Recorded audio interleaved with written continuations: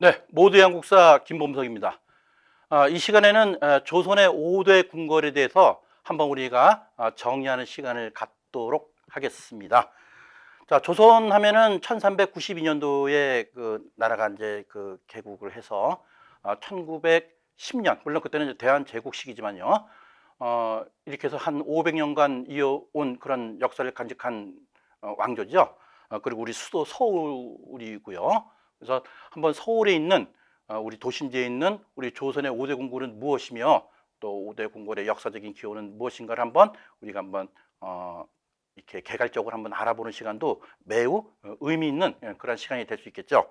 자, 한번 살펴보도록 하죠. 자, 첫 번째 경복궁이 나오네요.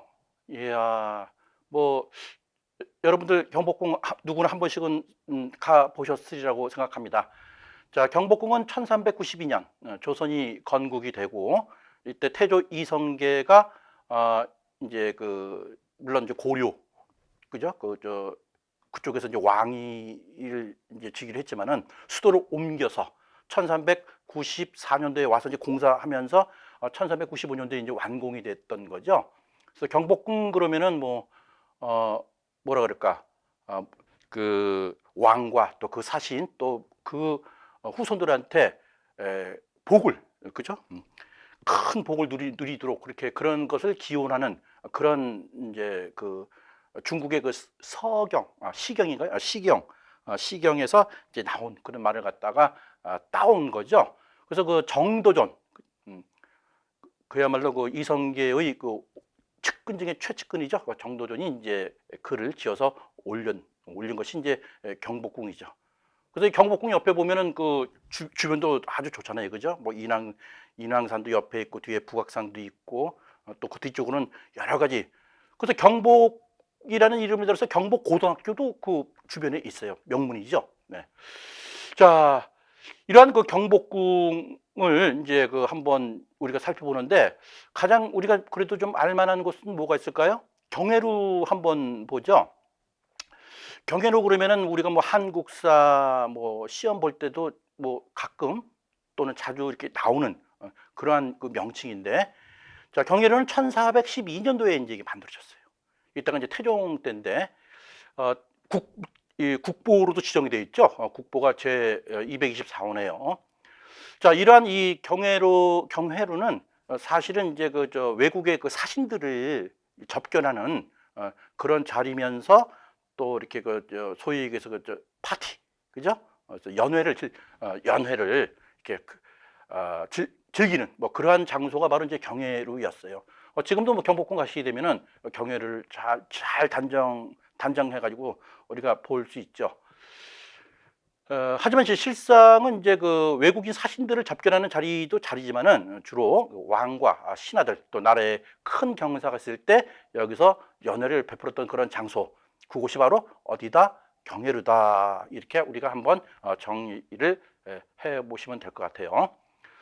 자, 이러한 이 경복궁이 임진왜란 때 소실되죠. 그러니까 일본이 1592년 4월에 이제 우리 부산부터 동래성부터 해가지고서 쭉 부산성을 함락시키고 동래성을 그 함락시키면서 서울로 쭉쭉 올라오잖아요, 그죠? 그런 상태에서 또 그 선조는 종묘 사직을 보존한다는 그런 그 대의 명분을 가지고서 의주로 그 피신을 하게 되죠. 그런 와중에 임금이시여 어디로 가시나이까라는 그런 백성들의 원망이 매우 심했어요. 그래서 이때 이 백성들이 어떤 그 특히 노비라든가 뭐 이런 그 하층들이 선조가 피난한 것을 갖다 원망하면서 이 경복궁에 있는 노비 문서 내지는 각종 중요 서류를 다 불태웠다라는 그런 역사적인 사실을 우리가 서해 유성룡 그죠? 유성룡의 서해집이라는 그 책에 또 이렇게 나와 있어요. 하지만 이제 이것은 논란이 좀 되기도 해요. 왜 논란이 되냐면은 이 선조가 피난은 간 건 사실이지만은 그 사이에 백성들이 분노가 극에 달아서 뭐 불을 태웠다 그러는데 실상은 또 일본의 그 종군 기자 비슷한 그런 그 중이죠. 그 스님의 그 기록을 보면은 1592년도에는 뭐라 그럴까 아직은 경복궁이 일본군에 의해서 불탔다라는 그런 정황은 나타나질 않아요. 다시 이야기해서 그 다음 해에 조선과 명나라의 연합군이 서울을 탈환하는 과정에서 경복궁을 갖다가 이제 이렇게 다시 들어오기 위해서 일본군과 치열한 전투 상황이 벌어졌겠죠. 그런 상황에서 이 경복궁이 소실되지 않았나라는 그런 또 해설도 또 두 가지가 나옵니다. 참고를 해 주시면 좋을 것 같아요. 자, 이러다가 이렇게 임진왜란이 이후에 이렇게 폐허가 된 그 경복궁은 그대로 방치가 되었었던 것 같아요. 그래서 거의 한 1867년도니까 그죠? 그러면 벌써 몇 년간이나 이게 방치되어 있었습니까? 약 한 270년 정도를 방치를 한 거죠. 그러면 왕들은 어디서 정사를 돌봤을까요?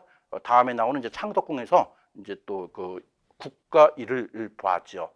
자, 태조 이성계에 의해서 만들어진 조선 최초의 법궁, 이 경복궁을 갖다가 1867년도에 고종이 이제 27대 왕으로, 그죠? 26대인가요? 26대 왕으로 즉위하면서 아버지인 흥선대원군에 의해서 그래서 다시 경복궁이 재건되는 거죠. 소위 얘기해서 왕실의 권위를 갖다가 드높이기 위해서 경복궁을 재건하겠다. 그런 캐치프레이즈로 경복궁을 다시 이제 만들게 됩니다. 이때 흥선대원군은 이 경복궁을 갖다가 만드는 데 있어서 정말 좋은 일이다. 우리 모두 함께 이 중대한 건설을 위해서 다 함께 십시일반 좀 모읍시다. 그래서 기부금 그런 식으로 했죠. 그것이 이제 원납전이에요. 그러니까는 이렇게 원납전이라는 명분을 딱 거니까는 돈을 안 낼 수가 없겠죠. 그래서 조금 또 주변에 또 사대부라든가 또 일반 백성들로부터 원망을 받았던 것도 있고, 또 이때 이 당백전을 또 발행해 가지고서, 당백전 그러면 이제 그 돈의 가치가 뭐 100배의 가치를 가지고 있다. 뭐 실제는 그렇지 않더라도요. 그래서 많은 인플레이션을 갖다가 유발시켰던 것도 바로 이 경복궁의 재건 사업이었죠. 요 정도는 우리가 좀 아는 것이 좀 알면은 상당히 도움이 될 것 같아요. 자, 그리고 이제 을미사변, 을미사변이 이 경복궁에서 또 발생이 됐어요. 지금 이제 경복궁 안에 들어가 보시면은 예전에는 이것이 이제 헐렸다가 다시 또 이제 세워지고 이제 됐는데, 그 경복궁 안에 이 건총궁이라는 게 있어요. 여러 가지 이제 그 궁들이 많죠. 뭐 경회로부터 시작해 가지고서 많은, 그죠? 여기에 건총궁 안에 이제 그 오코루라는 이제 우리 민비의 침전이죠. 여기서 일본 낭인들에 의해서 이 우리나라의 국모 민비가 무참하게 살해됐던 그곳이 바로 경복궁 내에 있는 건총궁 오코루입니다. 자, 이렇게 이 경복궁은 그 많은 역사를 갖다가 지내오면서 순환도 받고 그랬죠. 특히 그 일제 강점기 때에는 일제에 의해서 이 경복궁의 많은 전각들이 다 훼손이 됐고, 또 거기다가 그냥 상업적인 그런 그런 시설도 만들고, 또 앞에 우리 이 경복궁 이제 정문에 딱 보시게 되면은 지금은 아주 우람하게 잘 되어 있지만 그 터에 조선 총독부도, 그죠? 16년경이나 17년경에 시작을 해서 1926년경에 이 경복궁을 갖다가 또 짓죠. 자, 이런 것이 이제 김영삼 대통령 재임 시에 철거가 됐던 그러한 또 그 역사도 또 간직하고 있습니다. 자, 경복궁 다시 한번 찾아가서 경복궁의 면면을 한번 살펴보는 것도 매우 흥미있지 않을까요? 자, 창덕궁 한번 넘어가도록 하겠습니다. 자, 창덕궁은 경복궁 우측 동쪽에 있죠. 그래서 이 창경궁과 더불어서 동쪽이 있다 그래서 동궐이라고도 하죠. 자, 창덕궁은 태종 이방원이가 이제 이방원이가 이제 제2 때 이제 이 창덕궁을 만들었죠. 경복궁은 이제 뭐라 그럴까요? 아버지인 태조 이성계에 의해서 만들어지고, 또 그 간판명도 정도전에 의해서 또 이렇게 현판이 됐다고 앞전에 말씀드렸죠.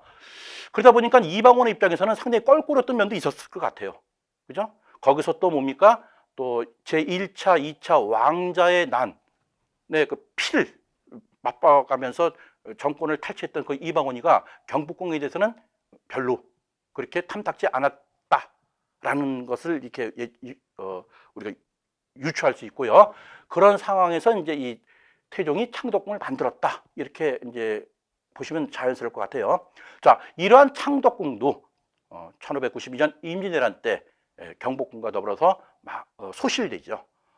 자, 이 임진왜란 때 많은 그 문화재가 소실됐다는 것은 뭐 말로 이렇게 형언할 수가 없겠죠. 이때 선조는 의주로 피신을 가고 우리나라에 이제 조선에 두 개의 이제 그 정부가 생기는 것이 생기는데, 그것이 바로 이제 분조라는 거, 분조, 나눌 분자 해가지고서요. 자, 이때 이 광해군이 다시 이제 1610년경에 창덕궁을 갖다가 다시 재건을 했다. 자, 이러면서 또 1833년경에 큰 또 화재가 또 발생이 돼서 다시 또 재건하고 그랬습니다. 이 경복궁이나 뭐 또 이 창덕궁, 또 창경궁, 뭐 또 경희궁, 다 어디든지 불은 한 번씩 꼭 나더라고요. 참 안타깝죠. 그러다 보니까 우리나라에서는 이게 온전하게 그 목조 건물 해가지고서 가장 오래된 건물이 사실 좀 그 찾아보기가 매우 힘들어요. 우리 남한 쪽 그러면 좀 그럴까요? 고려 시대 때 부석사 무량수전 정도가 이제 가장 오래된 그런 건물로 우리가 알고 있죠. 자, 이런 그 창덕궁은 일본 강점기 때 우리 또 창덕궁을 뭐라고 또 명명합니까? 비원이라고도 얘기했죠. 비원, 신비스러운 정원이다. 뭐 그죠? 창덕궁은 매우 그 이 자연, 이 산과 어울려 가지고서 자연미를 최대한 살렸다 그러네요. 그래서 이 창덕궁은 세계 문화유산에도 1997년도에 등재가 됐던 그러한 곳입니다. 한번 창덕궁 한번 가기를 다시 한번 제가 한번 권해 드릴게요. 너무나도 아름답고 좋습니다. 자, 창덕궁 요 정도에서 한번 정리하고 넘어가도록 하겠습니다. 자, 이제 창경궁이 나옵니다.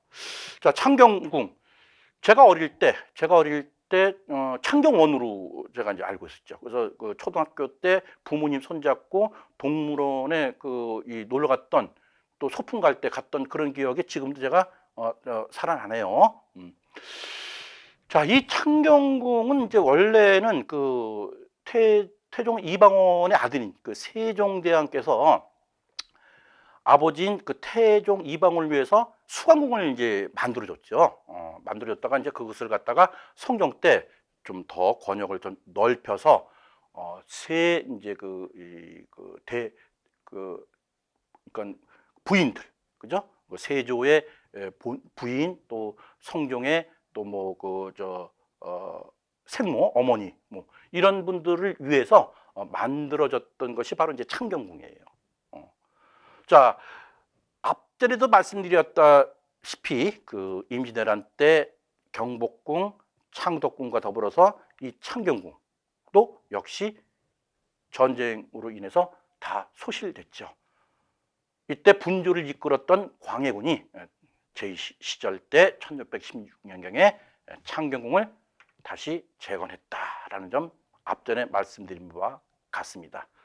자, 이러한 이 창경궁은 쭉 이후 잘 운영되다가 일제 강점기 때, 그죠? 어떤 창경궁이라는 것을 갖다가 탁 삭제하고 원으로 격화를 시키죠. 그러면서 여기다가 동물원, 식물원, 또 이왕과 박물관, 그러니까 이씨 조선의 이제 그 왕들 박물관을 세웠죠. 이때가 이제 1910년도 한일 합병 이제 직후죠. 그죠? 자, 이렇게 해서 이것이 제가 어릴 때 부모님하고 손잡고 놀러 갔던 그런 유원지로 갔었던 거죠. 그죠? 이러다가 1983년도에 저쪽 과천인가요? 그쪽에 서울 대공원이 생기죠. 그러면서 동물원, 식물원이 이제 그대로 이전이 되면서 여기를 복원 사업을 하면서 이제 다시 옛 이름 창경궁으로 다시 바꿔지게 됩니다. 자, 이 창경궁에는 또 역사적인 사실이 우리가 두 가지 정도는 알아야 될 것 같아요. 여기서 어떤 일이 벌어졌는가? 일단은 여기서 보면은 장희빈 아시죠? 장희빈 숙종 때 부인이죠. 경종의 어머니고 바로 이 장희빈이가 이 창경궁안에서 사형을 먹고 죽음이 이르렀던 그런 곳이 바로 창경궁이고 그리고 그 영조의 아들이죠. 사도세자. 사도세자가 뒤주에 갇혀서 일주일 동안 갇혔다가 여기서 또 죽음이 이르죠. 그러한 아픈 또 역사를 담고 있는 바로 그곳이 바로 어디다? 창경궁입니다. 한번 창경궁 지금 서울대 부속병원 바로 앞에 있죠. 입장료도 쌉니다. 1,000원. 한번 가보도록 하시죠. 자, 덕수궁 넘어가도록 하겠습니다. 자, 덕수궁은 자, 우리나라의 이 궁이 이제 뭐 5대 궁으로 나오지만은 사실 지금 규모로 보면 여기가 제일 경희궁 뭐 다음에 나오겠지만 한번 일단 보도록 하죠. 덕수궁. 자, 덕수궁은 이제 원래 경운궁이라는 명칭이 이제 있죠. 그래서 처음에는 궁이 아니었어요. 그러니까 이제 그 임진왜란 때 선조가 피난 갔다가 다시 조선 명나라 연합군에 의해서 한성을 탈환했을 때, 그죠? 일단 임시 행궁으로 쓰였던 것이 바로 덕수궁이었어요. 그러니까 선조가 원래 이쪽 이 집이 월산대군의 집이었다 그래요. 그러니까 월산대군은 성종의 그 형이죠, 형. 형인데 이제 자월산군 이 성종이 이제 임금이 되고 이제 원래는 장자가 왕위를 갖다가 이제 물려받아야 되지만 이제 그렇지 않은 거죠. 그래서 선조 때 임시 정릉로 행궁으로 불리다가 요것이 이제 그 경운궁으로 명칭이 변경이 됐죠. 자, 이렇게 해서 일단은 조금 그 서쪽에서 물론 서골 쪽으로도 이제 불리기도 하지만은 이러한 그 덕수궁은 지금 서울 도심지, 지금이 서울시청 건너편에 있죠. 그래서 부지도 상당히 사실은 넓었어요. 넓었는데 이제 많이 이제 일제 때 이게 그 훼손되고 계속 축소가 된 거죠. 자, 이런 그 덕수궁이라는 명칭은 바로 그 1895년도에 을미사변, 우리 경복궁에서 오코루 민비시 사건 말씀드렸죠. 이때 이 고종이 아간 파천, 다시 이야기해서 자기의 신변의 위험을 느껴서 러시아 공사관으로 피신을 하게 되죠. 근데 그 피신했던 그 러시아 공사관이 지금 덕수궁 뒤쪽에 있어요. 그래서 그쪽으로 이제 자신의 몸을 피신하기 위해서 아간 파천을 단행했는데 그 이후에 어떤 그 주변에 그죠? 빨리 들어와라, 들어오십시오. 왜 한 나라의 임금이 딴 나라에 가서 이렇게 오랫도록 있습니까? 해서 나오죠. 그래서 환도한 곳이 바로 경운궁이죠. 이런 이 경운궁에서 이 안타까운 이런 그 또 역사적인 사실이 있죠. 을사늑약 1905년 11월 달에 러일 전쟁에서 승기를 잡았던 일본에 의해서 강압적인 그 을사늑약이 조인된 곳도 바로 이 덕수궁 중명전입니다. 자, 이렇게 경운궁이라고 쭉 불려왔던 이 덕수궁이 고종이 을사조약은 무효다. 나는 국사를 찍은 적이 없다라고 해서 네덜란드 헤이그의 이준 열사를 비롯해서 이종해가지고서 파견하죠. 그것이 이제 일본에 의해서 그죠 이제 발각이 돼서 결국은 강제로 퇴위를 하고 이제 그 순종이 즉위하게 되죠. 그래서 결국은 강제로 퇴위를 당한 고종이 이곳에서 돌아갈 때까지 쭉 삽니다. 이때 이제 바로 이 이름을 덕수궁으로 이름을 변경했다라는 점을 다시 한번 우리가 오늘 이 시간에 정리를 하시면 될 것 같아요. 자, 덕수궁 이렇게 해서 이렇게 을사늑약이 조인됐던 곳. 또 덕수궁은 또 뭡니까? 이 안에 우리 들어가 보시면은 아주 현대적인 뭐 현대적인 것보다도 그저 르네상스니 무슨 뭐 해가지고 서양의 그런 그 예술적인 멋있는 그런 건물이 두 개가 있죠. 그 중에 하나가 이제 석조전인데 이 석조전에서는 또 뭡니까? 1945년도 8.15 광복 이후 그 모스크바 삼상회의에서 신탁 통치를 하기 위해서 최종적으로 미국과 소련의 공동위원회 회의가 열렸던 곳이 바로 또 이 덕수궁 안에 있는 석조전 건물이었다라는 점도 우리가 다시 한번 상기시키면 좋을 것 같아요. 자, 이러한 그 덕수궁 한번 이 내부에 가시면 덕흥전도 있고 함령전도 있고 그렇습니다. 물론 이때 당시에 뭐 또 화재가 나서 또 전소가 돼서 사실 뭐 중건했던 그런 아픔이 서려했던 그런 덕수궁이기도 하죠. 우리 그 정문에 들어가시게 되면 대한문이라고 돼 있어요. 대한문. 근데 이것이 그전에는 대안문이었다라는 점도 한번 제가 부연 설명해 드립니다. 자, 덕수궁. 교통이 너무 좋습니다. 전철 타고 가셔도 되고, 버스 타고 가셔도 되는데, 전철이 더 편리하지 않을까요? 네, 이제 경희궁 한번 볼까요? 자, 경희궁 그러면은, 여기도 이제 우리 그 경복궁, 뭐, 덕수궁, 창경궁, 이제 마지막 궁이네요. 근데 사실은 마지막 타자를 이렇게 했지만은, 이 우리나라의 궁에는 사실은 저 경복궁 또 창덕궁, 창경궁이 3대 궁으로 불려져 있고, 그래도 경희궁도 사실은 규모 면이나 모든 면에서도 상당히 컸던 그러한 궁이 바로 경희궁입니다. 원래는 이제 경덕궁이라고 이제 불렸죠. 근데 광해군이 왕의 즉위를 하면서 이때 그 당시에 뭐라 그럴까요? 그 정원군이라고 해서 정원. 여기가 살고 있었는데 여기에 왕의 기운이 서려 있다. 뭔가 나중에 여기서 반란이 일어날 수 있다라는 그런 풍수지리설과 어떤 그런 미신적인 게 있어가지고 뒤쪽을 강제로 뺏어버려요. 그리고 여기다가 궁을 만들지요. 예, 그런 또 역사적인 그런 또 그 사실이 좀 있다는 거 한번 참고로 아시면 될 것 같아요. 자, 그리고 이러한 그 경희궁이 영조 때 이제 경희궁으로 이제 명칭이 이제 변경이 되죠. 영조가 왕에 등극해서 재임의 거의 반을 이 경희궁에서 업무를 봤다고 그래요. 또 여기선 또 뭐 숙종이 이곳에서 또 태어났고, 또 경종, 또 뭐 정조, 뭐 이런 임금들이 또 이 경희궁에서 또 즉위식을 또 가졌어요. 그러니까 이 경희궁을 갖다가 우리가 만만히 보면 안 되는 거예요. 아, 왕이 여기서도 즉위를 했구나라는 것도 한번 우리가 알면 되겠죠. 자, 이런 이 경희궁, 그죠? 이것이 역시 또 이 일제 강점기를 우리가 빼놓을 수가 없어요. 그죠? 이 일제 강점기 때 이 엄청나게 훼손이 또 당했죠. 이 경희궁 그 터가 지금은 이제 복원 사업을 지금 많이 지금 해서 지금 옛 모습을 하나하나씩 찾아가지만은 사실은 이 경희궁이 말이죠. 그 토지가 한 7만 평이 넘어요. 7만 평이 넓고, 그 다음에 이런 그 건물들이 100채 이상이 많았던, 지금 경희궁 가시면 건물이 100채나 됩니까? 전혀 없죠. 물론 주변은 깔끔하게 이렇게 주변 정리를 했지만은 옛 모습을 복원하기는 아직도 요원할 것 같아요. 지금 이 헌 자리에 일제 강점기 때 경성중학교인가요? 지금 그러니까 서울고등학교, 거기 학교가 세워지고, 그러니까 그 학교를 만들어다 보니까 그 부지에 있던 옛 건물들 다 훼손하는 거죠. 그렇죠? 또 거기에다가 이등방문, 안중근 의사가 하얼빈에서 총을 쏴서 살살했던 그 이등방문을 갖다가 추모한다고 지금의 장충동 신라호텔 자리에 방문사라는 절을 지었는데, 그 방문사 절을 지을 때 이 경희궁에 있던 목재를 갖다가 강제로 뽑아다가, 그죠? 방문사 이등방문을 기리는 그런 절도 만들고 막 그랬던 그런 순환을 당했던 곳이 바로 이 경희궁 터예요. 많이 훼손됐죠.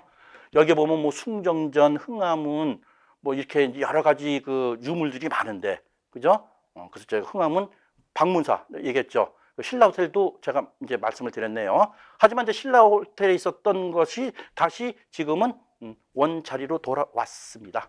이렇게 알고 계시면 되겠어요. 그래서 이 경희궁도 그 우리가 결코 그 경복궁, 창덕궁, 창경궁의 또 덕수궁에 비해서 오히려 더 화려하고 면적도 넓고 상당히 컸던 그러한 궁이었다라는 점 다시 한번 제가 강조를 드리겠습니다. 지금은 이 경희궁 바로 앞에 서울역사박물관이 있죠. 다시 한번 말씀드리지만 부지가 7만 평이라면 엄청나게 넓은 지역이죠. 그러니까 지금의 서울역사박물관, 뒤쪽에 성국미술관, 대한축구협회, 또 저쪽 뒤쪽 기상대, 이 부분, 또 삼성 서울병원 있죠. 뭐 이쪽 부분까지 다 아우렀던 곳이 바로 경희궁이다. 지하철 5호선 타고 몇 번 출근인지 잘 기억이 안 나네요. 가면은 바로 갈 수 있습니다. 입장료 없는 걸로 알고 있습니다. 자, 가을날 한번 경희궁 우리 한번 역사의 맛을 역사의 또 그 사실을 한번 유추하면서 가는 것도 매우 좋을 것 같습니다. 자, 오늘은 조선의 5대 궁궐에 대해서 한번 정리를 해보았습니다.